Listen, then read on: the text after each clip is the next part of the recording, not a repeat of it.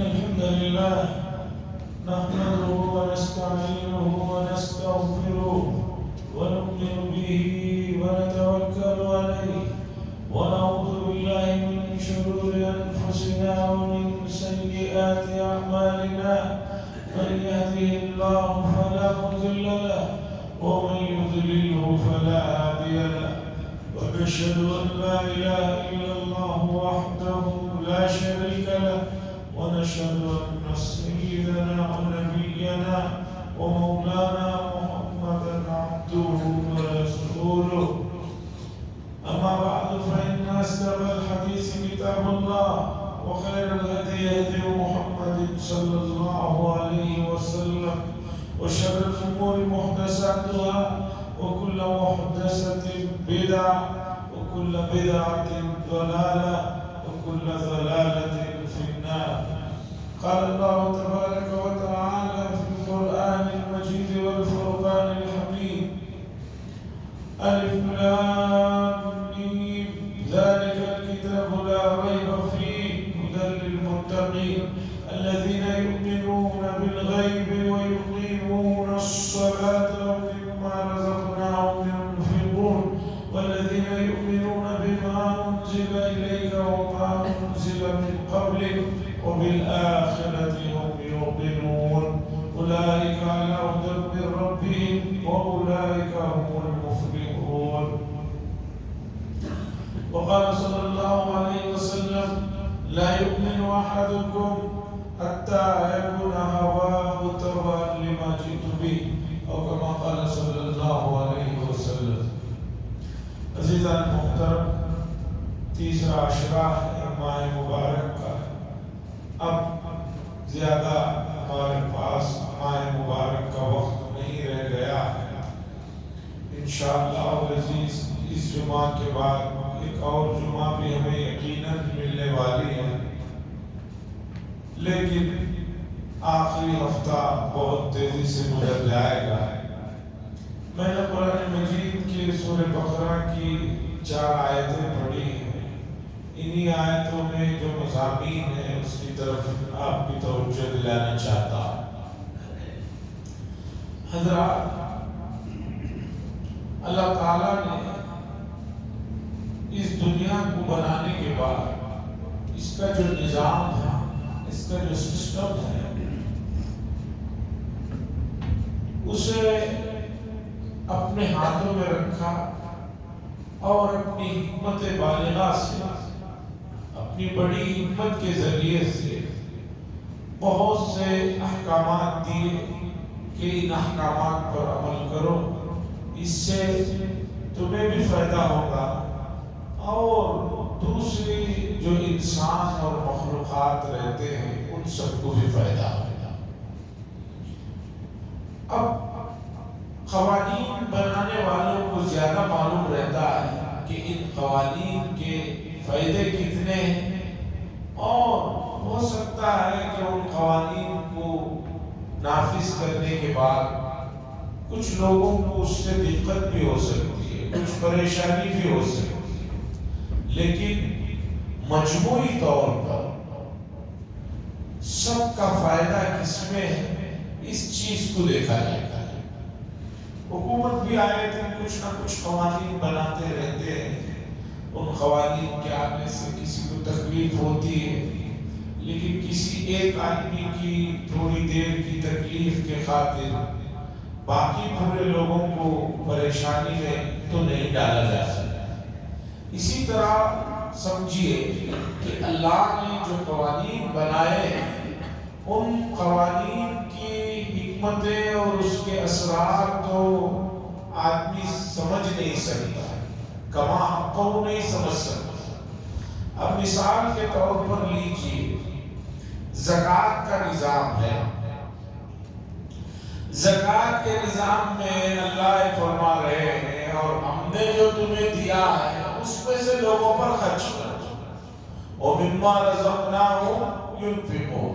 ہم نے جو تمہیں مال دیا ہے، یعنی مال تمہارا نہیں ہے، جو ظاہری طور پر تمہارے پاس مال ہے وہ تمہارا اپنا اصلی نہیں ہے، ہم نے دیا ہے. وَمِمَّا رَزَقْنَاهُمْ، قرآن نے جگہ جگہ اس تعبیر کو استعمال فرمایا یہ بتانے کے لیے کہ کسی آدمی کو چاہے وہ زکوٰۃ کی شکل میں جو مال نکال رہا ہے وہ ہو یا خوشی سے کچھ نکال رہا ہو وہ شکل ہو یا صدقے کی شکل میں جو مال نکال رہا ہے کسی کو دے رہا ہے کسی پر خرچ کر رہا ہے تو وہ یہ نہ سوچے کہ وہ میرا اپنا ذاتی مال ہے۔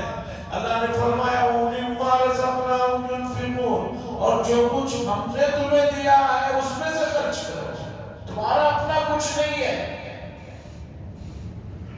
اس لیے کہ آدمی اس دنیا میں جب آتا ہے تو بالکل برہنہ آتا ہے۔ ماں کے پیٹ سے چاہے وہ بادشاہ پیدا ہو یا کوئی کسی گاؤں کا غریب اور جو ہے فقیر پیدا ہوا ہو، جو بھی اس دنیا میں آتا ہے وہ دنیا میں ماں کے اپنے پیٹ سے مادرزاد ننگا ہوتا ہے، اس پر کوئی کپڑا نہیں ہوتا، اس کے اوپر کوئی چیز جو ہے ٹھپا لگی ہوئی نہیں ہوتی، بلکہ سب کے سب ایک انداز میں دنیا میں آتے ہیں۔ اب یہاں آنے کے بعد کسی کو اللہ نوازتے ہیں اور کسی کے پاس کچھ نہیں ہوتا۔ قرآن میں اللہ نے یہ فرمایا کہ ہمارے پاس کسی چیز کی کمی نہیں ہے۔ سوال ہوتا ہے کہ بھئی جب اللہ کے پاس کسی چیز کی کمی نہیں ہے تو سب لوگوں کو مالدار، کروڑپتی، ملینرز، بلینرز کیوں نہیں بنا دیا اللہ نے؟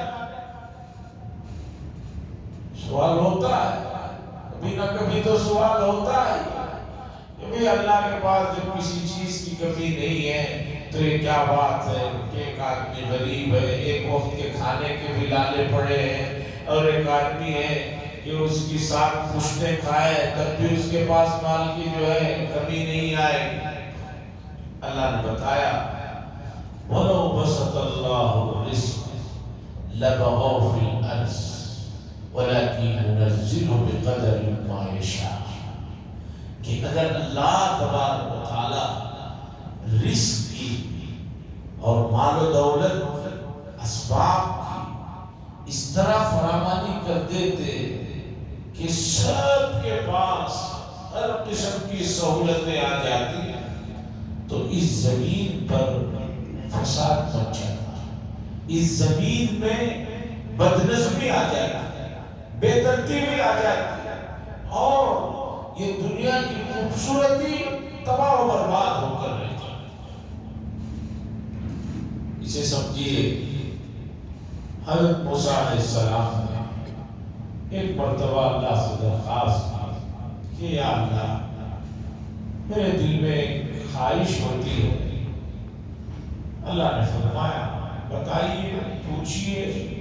تو موسیٰ علیہ السلام نے کہا کہ اللہ اگر اس دنیا میں انسان کو صرف زندگی ہوتی، کبھی موت نہ آتی تو کتنا اچھا ہوگا۔ ایک آدمی ہمیشہ جیتا مرتا ہی نہیں تو کتنا اچھا ہوگا۔ اور اے اللہ اس دنیا میں صرف مالداری ہوتی، کوئی غریبی محتاج کی فقیری نہ ہوتی تو کتنا اچھا ہوگا۔ اور اللہ تیسری چیز کہ اس دنیا میں ہمیشہ تندرستی ہوتی، صحت ہی صحت ہوتی، کوئی بیماری نہ ہوتی، کوئی بیمار نہ ہوتا تو کتنا اچھا ہوتا۔ اور آپ یہ کام کرنا چاہیں تو آپ کے لیے کوئی مشکل بھی نہیں، کن کہہ دیجئے کام ہو جائے، کن فیکون۔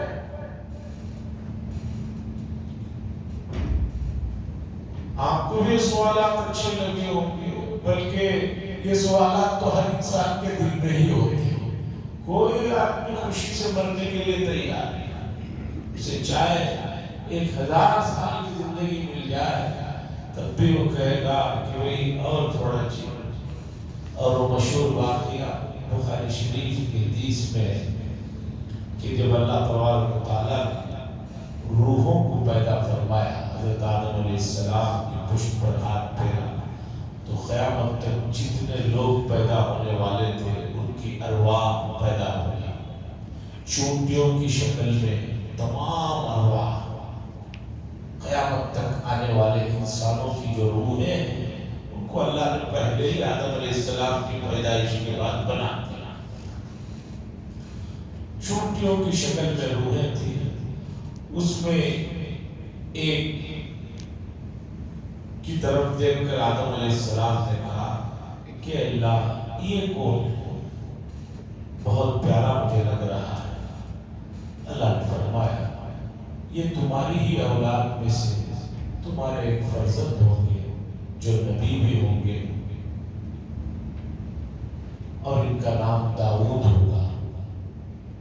حضرت داؤد علیہ السلام، داؤد علیہ السلام کی روح کو دیکھ کر حضرت آدم علیہ السلام نے فرمایا کہ اللہ ان کی عمر کتنی ہوگی؟ ان کو بتایا گیا کہ ان کی عمر اتنی ہوگی۔ تو حضرت آدم علیہ السلام نے فرمایا کہ اللہ میری اپنی عمر میں سے 40 سال ان کو دے دیے جائیں، میری اپنی عمر میں سے 40 سال ان کو دے دیے۔ یہ بخاری اور مسلم کی حدیث کا واقعہ سنا رہا ہوں، کوئی کبھی آپ لوگ یہ سوچے کہ ایسی کوئی کہانی سنا ہے، نہیں۔ تو اللہ نے فرمایا ٹھیک ہے، اور اللہ نے فرشتوں سے کہا بھائی گواہ بن جاؤ اور لکھا پڑھائی کرا لو، لکھا پڑھائی کر لو۔ خیر، حضرت آدم علیہ السلام پیدا کیا گیا، اس کے بعد جنت میں رہے، پھر واقعہ پیش آیا، ان کو دنیا میں بھیج دیا گیا، یہاں رہے۔ اس کے بعد جب ان کے انتقال کا وقت ہوا، حضرت ملک موت اسرائیل علیہ السلام ان کے ساتھ آئے اور کہا کہ آپ کی اجازت ہو تو روح نکالی جائے۔ انہوں نے کہا کہ بھئی میری عمر تو اتنی بتائی گئی تھی اور تم لوگ 40 سال پہلے ہی آ گئے۔ تو فرشتوں نے کہا کہ بھئی 40 سال پہلے اس لیے آئے گا کہ آپ نے اپنی عمر میں سے 40 سال جو ہے اپنے ایک فرزند داؤد علیہ السلام کو دے دیا۔ حضرت آدم علیہ السلام کہنے لگے میں نے کب دیا؟ مجھے تو یاد نہیں ہے۔ فجحد آدم علیہ السلام بحث کرنے لگے فرشتوں سے۔ پھر اللہ نے فرشتوں کے ذریعے سے وہ جو بات چیت ہوئی تھی اسے سنائی گئی، اس کے بعد ان کی روح نکالی گئی۔ حدیث میں آتا ہے فنسیات، آدم علیہ السلام بھول گئے۔ وہی بھولنے کی عادت ان کی ضروریت میں بھی آتی ہے، اب انسان بھی بھول جاتا ہے، 10 سال پہلے کا وعدہ یاد نہیں رہتا، 10 سال تو چھوڑی ہے، اب تو 10 گھنٹوں پہلے کے وعدے بھی یاد نہیں رہتے لوگوں کو۔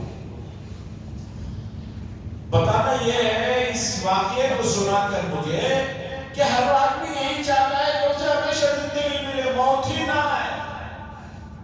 دوسری خواہش موسیٰ علیہ السلام نے کی تھی کہ جو ہے مالداری ہو، یا غریبی فقیری تنگدستی محتاج کی نہ ہو، اور تیسری ضرورت انہوں نے یہ بتائی کہ اللہ تندرستی ہو، بیماری نہ ہو۔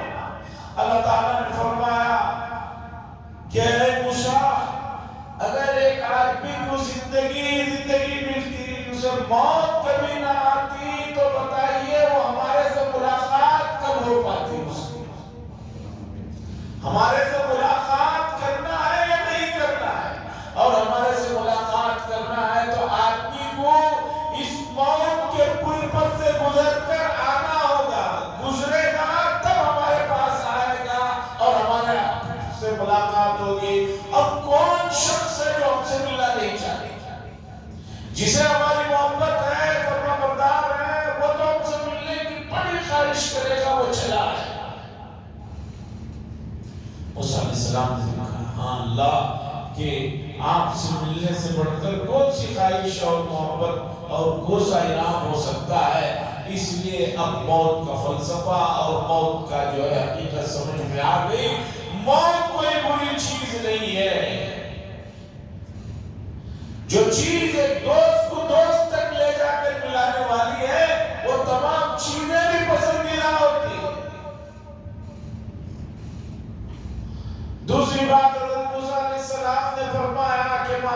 ہوتی، محتاج کی نہ ہوتی تو اللہ نے بتایا پھر یہ دنیا کا نظام کیسے چلتا، پھر یہ دنیا کا سسٹم کیسے چلتا؟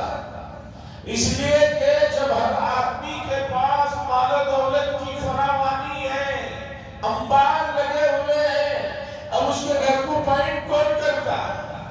اس کی گھر کی دیوار گر جاتی تو اس کی گھر کی دیوار کو کون کھڑا کرتا؟ ایک آدمی کو کپڑے سلوانا ہے تو کون اس کے کپڑے سیتا؟ اس لیے کہ ہر آدمی ملینرز ہے تو دنیا کا نظام کیسے چلتا ہے؟ اسی کو اللہ نے بتایا وَلَوْ بَسَطَ اللَّهُ الرِّزْقَ لَبَغَوْا فِي الْأَرْضِ وَلَكِنْ يُنَزِّلُ بِقَدَرٍ مَا يَشَاءُ۔ اگر اللہ رزق میں کشادگی کر دے تو فساد مچ جائے زمین میں، لیکن اللہ نازل فرماتے ہیں، اتارتے ہیں، جو اندازہ لگاتے ہیں، جسے جس کے لیے جو مناسب رہتا ہے وہ اتارتا ہے۔ اور امتحان گاہ ہے، اور اس امتحان گاہ میں اس طرح کے واقعات سے گزرنا ہے۔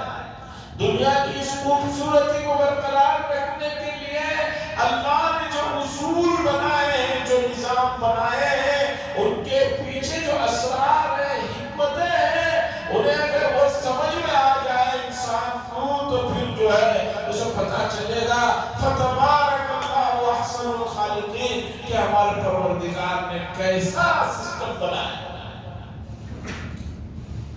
تیسری بات موسیٰ علیہ السلام نے فرمایا کہ تندرستی ہوتی، بیماری کا یہ مسئلہ ہی نہ ہوتا تو اللہ نے فرمایا اگر صرف تندرستی ہی تندرستی ہوتی، بیماری نہ ہوتی، مرض نہ ہوتا تو ہمیں کون یاد کرتا، ہمیں کون پکارتا؟ اس لیے کہ بیماری میں کیسا بھی آدمی کیوں نہ ہو، شدت کے ساتھ، بڑی اپنائیت اور محبت کے ساتھ اللہ اللہ کر کے پکارتا ہے، تو اللہ کے نظام کو سمجھنے میں ہمیں سب سے آسانی ہوگی اگر ہم قرآن و حدیث کو پڑھیں، اللہ کی منشا، اللہ کی مرضی، اللہ کی مصلحتیں قرآن و حدیث کے قریب ہوں گے تو مسائل سمجھ میں آئیں گے، اگر نہیں ہوں گے تو نہیں سمجھ میں آئیں گے۔ عزیزان گرامی، اللہ تعالیٰ نے بتایا کہ یہ جو قرآن ہے یہ رہنمائی کرتا ہے، یہ راستہ دکھاتا ہے متقی حضرات۔ متقی حضرات کون ہے؟ اللہ نے فرمایا یؤمنون بالغیب، جو غیب پر ایمان لاتے ہیں۔ غیب کہتے ہیں وہ چیزیں جو آپ کی آنکھوں سے اوجھل ہیں، اس دیوار کے ادھر کیا ہے میں نہیں پتا ہے، ماورا والی جو چیزیں ہیں اسے غیب کہا جاتا ہے، ان پر ایمان لانا ہوگا۔ کیوں ایمان لانا ہوگا؟ اس لیے کہ اسے بتانے والی جو ذات ہے وہ ذات ہے جن کو ہم اپنے سب سے لاڈلے اور محبوب شخصیت قرار دیتے ہیں، وہ ہے محمد الرسول اللہ صلی اللہ علیہ وسلم، جن کے بارے میں ان کے اپنے دشمنوں نے بھی مکے میں یہ کہا ما جربنا علیک کذبا قط، کہ ہم نے پوری زندگی میں آپ کو کبھی جھوٹ بولتے ہوئے نہیں سنا ہے، نہ تجربہ کیا۔ تو رسول اللہ صلی اللہ علیہ وسلم جس بات کی ہمیں اطلاع دے اس پر ایمان لانا ہوگا، اور ہمیں رسول اللہ صلی اللہ علیہ وسلم نے بتایا لوگوں اس کے بعد ایک اور دنیا ہے، وہ اصل دنیا ہے، اور اس دنیا میں اس دنیا میں کیے ہوئے کاموں کا بدلہ اچھائی کی صورت میں ہو تو انعام ہے، اور اگر غلطیاں اور برائیوں کی شکل میں ہے تو سزا ہے اور عذاب ہے۔ تو الذین یؤمنون بالغیب، لوگوں غیب پر ایمان لاؤ، وَيُقِيمُونَ الصَّلَاةَ، اور نماز کو قائم کرو، وَمِمَّا رَزَقْنَاهُمْ يُنْفِقُونَ، اور جو کچھ ہم نے تمہیں دیا ہے، ہم نے جو تمہیں دیا ہے اللہ فرماتے ہیں اس میں سے خرچ کرو۔ عزیزان گرامی، زکوٰۃ کا مسئلہ اتنا عقل کو قبول کرنے والا ہے، اور اس میں جو سہولتیں اللہ کی طرف سے رکھی گئی ہیں، کوئی بیوقوف آدمی نہیں ہوگا جو زکوٰۃ کے نظام کو نہ سمجھے اور اس پر عمل نہ کرے. ایک تو زکات ان چیزوں پر فرض ہے کہ جن چیزوں کا استعمال آپ کے قبضے میں نہیں، آپ کی ضرورت کی چیزوں پر زکات نہیں ہے. ایک آدمی کے پاس گاڑی ہے، ایک آدمی کے پاس گھڑی ہے، ایک آدمی کے پاس گھر ہے، اس کے گھر پر جس میں وہ رہ رہا ہے اس پر زکات نہیں ہے. اس کی گاڑی جس سے آنا جانا لگا ہے اس پر زکات نہیں ہے، اور استعمال کی چیزوں پر زکات نہیں ہے. ان سب چیزوں کے علاوہ جو زائد چیزیں ہیں اس میں بھی جو ہے فوراً زکات کا حکم نہیں ہے، بلکہ اللہ فرماتے ہیں کہ بھئی ایک سال اگر اس کے پاس گزرے، ایک سال یہ چیز تمہارے پاس رہ جاتی ہے تو اب اس میں سے 2.5% دینا ہے. 100 روپیوں میں 2.5 روپیہ نکالنا ہے. 1 لاکھ میں جو ہے سمجھے کہ 2,500 روپے نکالنا ہے. ایسا نہیں کہ آج آپ کے پاس پیسہ آیا جنوری میں، اللہ یہ نہیں حکم دے رہے ہیں کہ فروری میں اس کی زکات نکالو. نہیں، جنوری سے پھر عربی مہینے کا حساب ہے کہ 1 سال آپ کے اوپر پورا گزر جاتا ہے، تو اس کا مطلب یہ ہے کہ یہ مال آپ کا ہے، 1 سال سے آپ کے پاس ہے. اب اس میں سے 2.5% نکالنا ہے، اور جو ہے وہ زکات غریبوں پر، مستحقوں پر، یتیموں پر، بیواؤں پر، ضرورت مندوں پر. اور شریعت نے اس کی جو تفصیلات بتائی ہے، خاص طور پر 10ویں پارے میں اللہ نے فرمایا انما الصدقات للفقراء والمساکین والعاملین الى آخر الآیہ، ان تک پہنچاؤ. اور اس میں بھی شریعت نے کہا اگر تمہارے قریبی رشتہ دار ضرورت مند ہیں، ان کو اگر تم یہ پیسہ ان پر خرچ کرو گے تو اس کا ثواب تمہیں دگنا ملے گا، ڈبل ثواب ملے گا. اس لیے کہ ایک تو رشتہ داری کا ثواب ہے، دوسرا صلہ رحمی کا ہے، اور زکات نکالنے کا. عزیزاں گرامی، زکات جس مال کا نکالا جاتا ہے شریعت کہہ رہی ہے کہ وہ مال محفوظ رہتا ہے. زکات کے معنی یہ پاکیزگی کے، زکا یزکی سے لفظ بنا ہے. اور ایک حدیث میں اللہ کے نبی نے فرمایا حسنوا اموالکم بالزکاۃ، اپنے مالوں کی حفاظت کرو زکات کے ذریعے سے. اپنے مالوں کی حفاظت کرو زکات کے ذریعے سے. اور جن لوگوں کو یہ مسئلہ سمجھ میں آیا ہے ان میں تو امت کے افراد ہیں، غیر امت کے افراد بھی جو ایمان والے بھی نہیں ہیں، ان کو بھی اس پر کتنا اعتقاد تھا. ایک واقعہ سناتا ہوں، اس سے بات کو اندازہ لگائیے.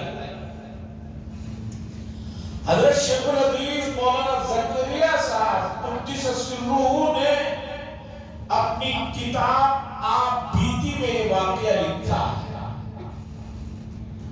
حضرت فرماتے ہیں سہارنپور کے قریب میں ابھی ملک آزاد نہیں ہوا تھا، اس وقت کا واقعہ ہے.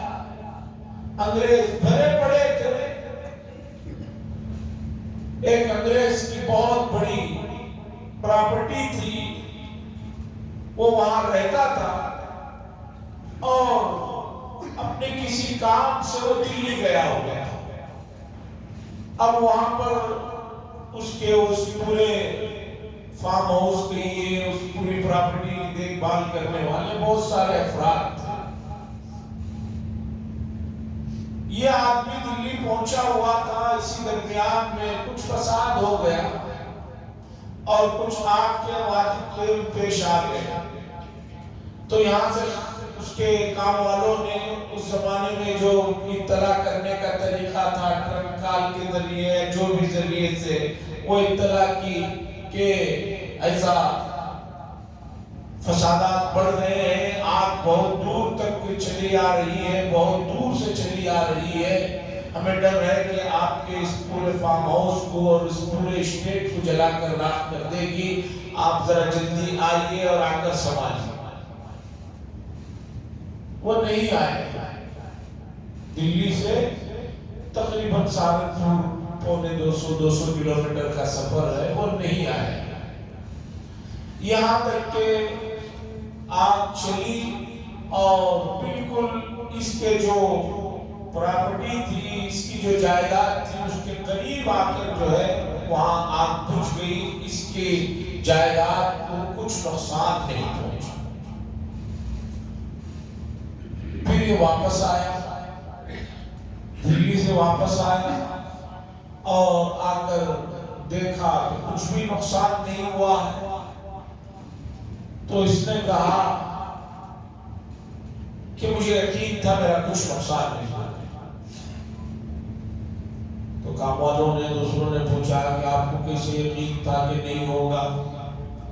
उसने कहा कि बात दरअसल ये है कि मैं अगरचे ईसाई हूं, मैं मुसलमानों का जो अकीदा है कि भाई अपने मालों में 2.5% ज़कात निकालो, वो हर साल एहतमाम से निकालता हूँ। और मुझे बताया गया कि जो निकाल देते हैं उनका माल महफूज रहता है।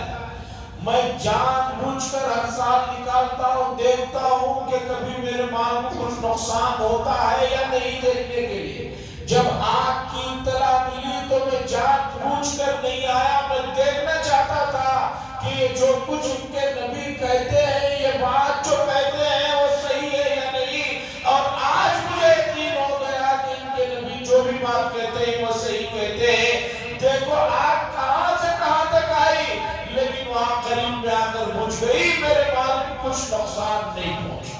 ये वाकया हज़रत शेख ने अपनी आपबीती में पूरी तफसील के साथ उस इलाके के नाम वगैरह के साथ लिखा है। मुझे ये बताना है, कुरान मजीद ने भी 2-4 इस तरह के वाक़यों का जिक्र फरमाया। और हदीस में भी मिशकात शरीफ में एक मशहूर हदीस है कि एक आदमी ने सुना कि आवाज आ रही है बादल को कि फुला आदमी के, फुला इलाके के जो है खेत में जो है पानी बरसाओ। तो खास एक जगह पर बारिश होती है और वो पूरा पानी होते होते होते होते एक खास आदमी के ज़िराअत की जमीन में पहुंचता है।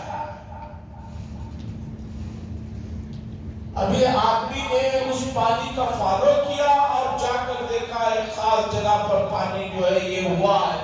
उसके बाद इस आदमी ने उस बाग के आदमी से पूछा कि भाई मुझे आपसे बात करना, ये हदीस का वाकया सुना रहा हूं।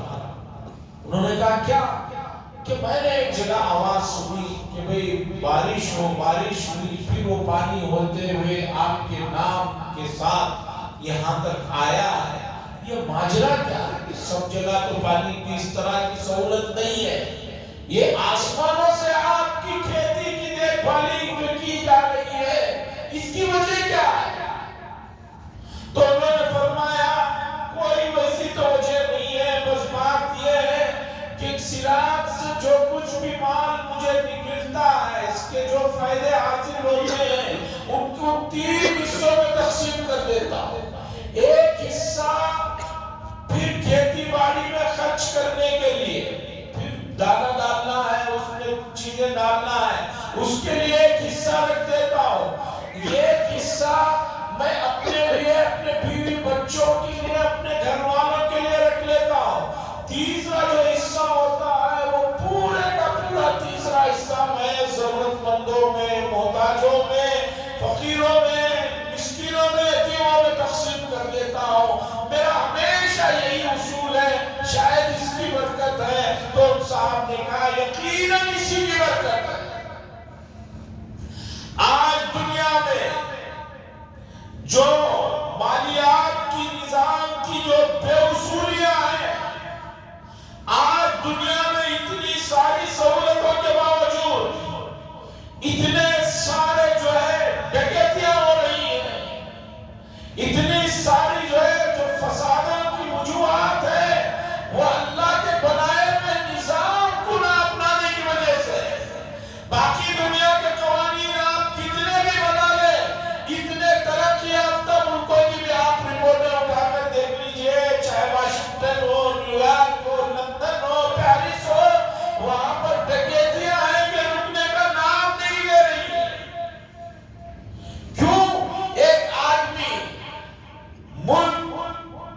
جو موجودہ حالت ہے اور خاص طور پر ملک کو چھوڑیے پوری دنیا کی آپ سروے کیجئے، پوری دنیا کی مال و دولت اور ثروت جو ہے صرف اور صرف 1% سے بھی کم لوگوں کے پاس رہ گئی ہے۔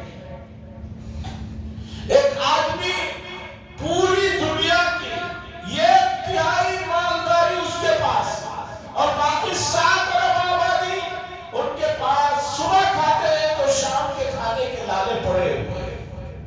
اور حرص ایسی چیز ہے وَلَا يَمْلَأُ الْجَوْفُ ابْنُ آدَمَ إِلَّا التُّرَابُ، رسول اللہ صلی اللہ علیہ وسلم نے فرمایا ایک انسان کے پاس ایک پہاڑ بہت کے سونا ہو تو وہ تمنا کرے گا کہ ایک اور پہاڑ مجھے مل جائے تو میں آگے کچھ نہیں مانگوں گا، ایک اور پہاڑ سونے کا دے دیا جائے تو کہے گا کاش میرے پاس ایک اور سونے کا پہاڑ ہے اور اتنی جائیداد ہو جائے، تیسرا بھی دے دیا جائے تو وہ چوتھے کی خواہش کرے گا۔ اور اللہ کے نبی صلی اللہ علیہ وسلم نے فرمایا وَلَا يَمْلَأُ الْجَوْفُ ابْنُ آدَمَ إِلَّا التُّرَابُ، اور انسان کا پیٹ اور اس کی خواہشات جو ہے وہ خبر کا گڑا اور مٹی ہی بن سکتے ہیں۔